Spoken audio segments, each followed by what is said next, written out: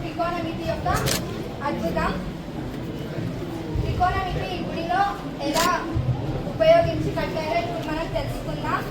త్రికోణమితి సూర్యుని యొక్క కిరణాలను భూమితో కోణం చేసి ఆ కాలంలో ఈ గుడిని నిర్మించారు.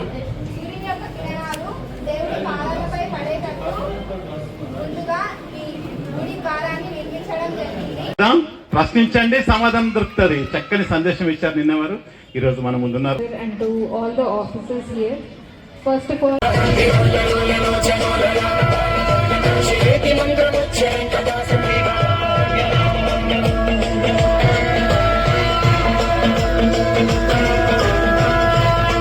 ఫోన్లు, ఇంటర్నెట్లు, విమానాలు, ర్యాకెట్లు ఇలా ఎన్నో మార్పులు వచ్చాయి. ప్రతి సంవత్సరం అడ్వాన్స్ మోడల్స్ కూడా వస్తున్నాయి. బ్లాక్ అండ్ వైట్ టీవీ స్థాయిలో కలర్ టీవీలు వచ్చాయి. ఇప్పుడు ప్లాస్మా టీవీలు, మరి ప్రస్తుతం వాల్ పేపర్ టీవీలు అని వస్తున్నాయి.